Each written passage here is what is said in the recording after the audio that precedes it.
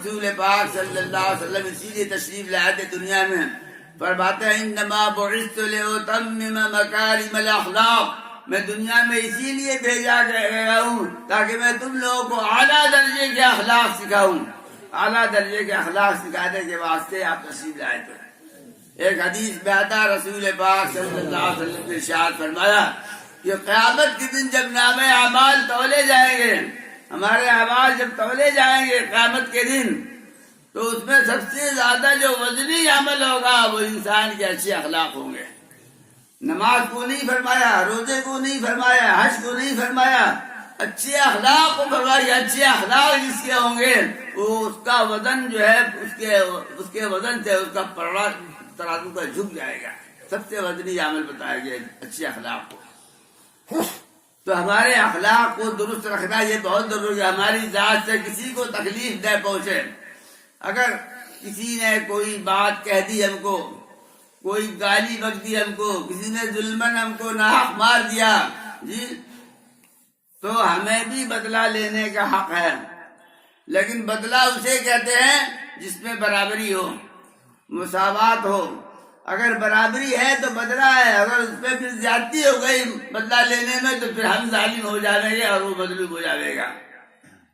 مثلا آپ نے ہم کو ایک تماشا مار دیا ظلمن، تو ہمیں بھی حق ہے آپ کو ایک تماشا لگانے کا.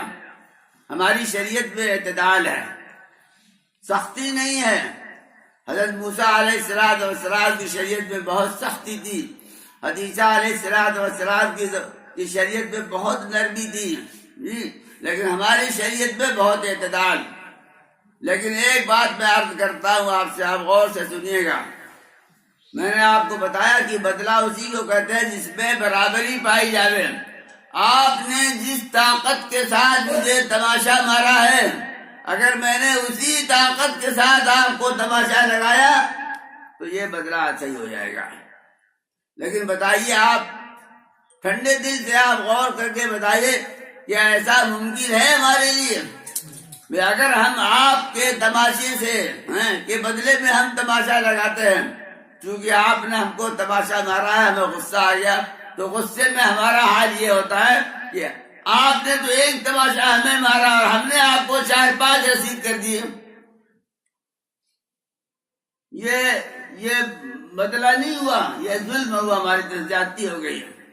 اسی طریقے سے اگر آپ نے تو ہلکے ہاتھ سے ہم کو تماشا لگایا اور ہم نے غصے میں آ کر کے آپ کو بڑے زور سے تماشا مارا، یہ بھی ظلم ہماری طرف سے ہے. یا تو ہمارا تماشا آپ کے تماشے سے ہلکا پڑے گا، یہ بھی بدلہ نہیں ہوا. اور ہمارا تماشا آپ کے تماشے سے سخت اور کیڑا ہوا تو یہ بھی بدلہ نہیں ہوا. اب اس کا حل کیا بتائیے آپ؟ اس کا بس حل یہی ہے میرے محترم بزرگوں، اس کو معاف کر دیا جائے.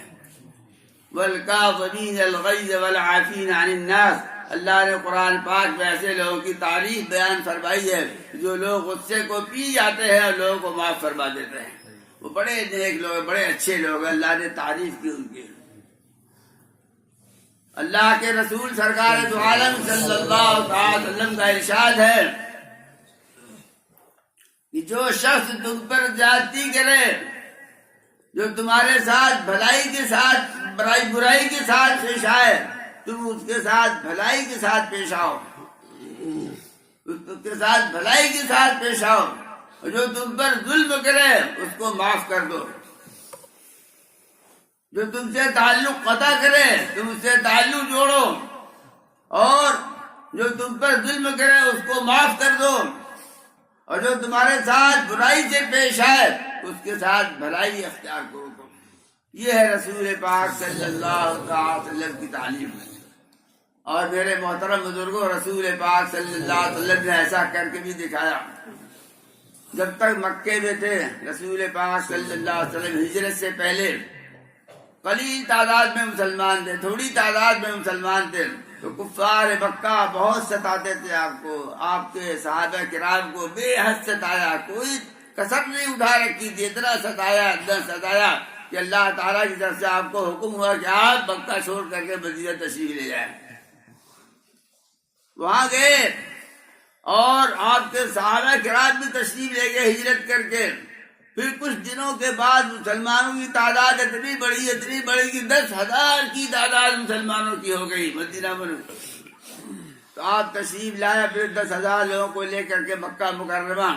اب کفار قریش نے دیکھا اتنی بڑی تعداد تو گھبرا گئے، بدحواس ہو گئے اور بھاگ کھڑے ہوئے کہ ہم نے ان کو 12 برس تک بہت مارا ہے، بہت ستایا، ہر طرح تکلیفیں پہنچائی ہیں، آج تو ہم کو ایک ایک کو چھوڑے گی نہیں، بیچ کے کھا جائے گی ہم کو۔ جب یہ منظر دیکھا رسول پاک صلی اللہ علیہ وسلم، یہ بھاگنے کو ایسے بھاگے جیسے بلی کو دیکھ کر چوہے بھاگتے ہیں۔ تو رسول پاک صلی اللہ علیہ وسلم کے اخلاق کو دیکھیے، آپ نے کیا فرمایا؟ لا تثریب علیکم اليوم، آج تم سے کوئی انتقام اور بدلہ نہیں لیا جائے گا، انتم الطلقاء، تم سب کو معاف کیا جاتا ہے۔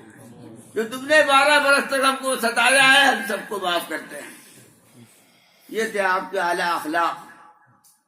12 برس تک ستایا ہے آپ کو بھی، آپ کے قتل تک کا اعلان ہوا تھا کہ جو شخص آپ کا سر مبارک کاٹ کے لائے گا اس کو 100 سرخ اونٹ انعام میں دیے جائیں گے۔ جی اتنی جاتی کے باوجود بھی رسول پاک صلی اللہ علیہ وسلم جب ہول چیل بالغ ہو گئے مکہ مکرمہ کے، تو بھی ان کو معاف کر دیا۔ چاہتے تو ایک ایک کی بوٹی کر کے چھوڑتے، لیکن کسی کو نہیں، بس اسی سے بدلہ نہیں لیا، بلکہ ہر ایک کو معاف کر دیا۔ انتم الطلقاء لا تثریب علیکم اليوم، آج تم سے کوئی انتقام نہیں لیا جائے گا۔ یہ تھے آپ کے اخلاق۔ جب آدمی دیندار بن جاتا ہے، تقوی والا بن جاتا ہے، اچھے اخلاق والا بن جاتا ہے، تو وہ گنہگاروں کو، مجرموں کو معاف کر دیتا ہے۔ اور معاف کرنے کا نتیجہ کیا ہوا میرے محترم بزرگوں؟ وہ مکے والے جو آپ کے جان کے دشمن تھے، یہ قدم قدم پر ستاتے تھے، وہ سارے کے سارے مسلمان ہو گئے، مشرف اسلام ہو گئے سارے کے سارے۔ کتنا بڑا فائدہ ہوا۔ تو معافی جو ہے یہ اخلاق کا سب سے اعلیٰ درجہ ہے میرے محترم بزرگوں۔ جب آدمی معاف کر دیتا ہے کسی کو تو وہ خود پچھتاتا اور شرمندہ ہو جاتا ہے، پچھتاتا اور شرمندہ ہوتا ہے اور سرنیشہ کر لیتا ہے وہ۔ جی تو ہمیں اپنے اخلاق کو بھی درست رکھنا ضروری ہے کہ ہماری زبان سے کسی کو تکلیف نہ پہنچے، کوئی ایسی بات نہ کہہ دے اس کا دل دکھ جائے۔ اگر کوئی بات ایسی کہہ دی ہے ہم نے تو اس سے معافی تلافی کر لینی چاہیے۔ اگر ہماری زبان سے کسی کے حق میں گالی گلوچ نکل گئی ہے تو بعد میں اس کی معافی تلافی کر لینا چاہیے، دل میں نہیں رکھنا چاہیے۔ دل میں رکھنے سے بہت بڑا نقصان ہے، دنیاوی نقصان بھی ہے اور دینی نقصان بھی ہے۔ دینی نقصان تو میں نے آپ کو بتایا کہ حسد رکھنے سے اور دل میں پھوٹ رکھنے سے ہماری عبادتوں کا ثواب بیکار ہو جاتا ہے۔ اور دنیاوی نقصان یہ ہے کہ حسد رکھنے والا کڑتا رہتا ہے، دوسروں کی اچھائی اور برتری اور بھلائی کو دیکھ کر کے اور ترقی کو دیکھ کر کے وہ کڑتا رہتا، کڑتے اس کا دماغ کمزور رہتا ہے، اس کی صحت برباد ہو جاتی ہے۔ یہ دنیاوی نقصان اس کا۔ تو ہمیں جس طریقے سے عبادات کو درست رکھنا ضروری، اسی طریقے سے ہمیں اپنے اخلاق کو بھی درست رکھنا ضروری ہے۔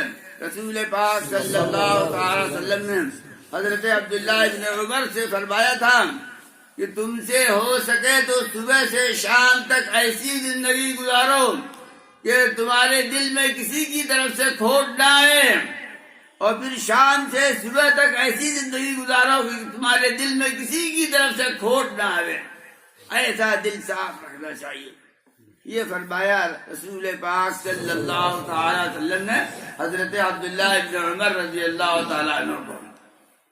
دیکھا آپ نے، یہ ہے اچھے اخلاق میرے محترم لوگ۔ ہماری ذات سے کسی پر زیادتی نہ ہو، کسی کو تکلیف نہ پہنچے، ہماری ذات سے ہمارے ماں باپ کو تکلیف نہ پہنچے، علماء کرام کو تکلیف نہیں پہنچا، ہماری ذات سے اپنے بڑوں کی کوئی بے عزتی بے حرمتی نہ ہو جائے، ان کے ادب احترام کے خلاف کوئی کام نہ ہو جائے۔ اگر ہم سے ماں باپ کی اوپر کوئی زیادتی ہو گئی تو میرے محترم بزرگوں، یہ ایسی بد اخلاقی ہے کہ ایسا انسان جو ہے جو ماں باپ کی نہیں مانتا ہے، ماں باپ کی خلاف ورزی کرتا ہے، نافرمانی کرتا ہے، وہ دنیا میں جوتیاں ہی چٹ کھاتا پھرتا ہے، اس کو کبھی چین نصیب نہیں ہوتا، کبھی عزت نصیب نہیں ہوتی ہے، وہ ہمیشہ ذلیل و خوار دنیا میں زندگی گزارتا ہے۔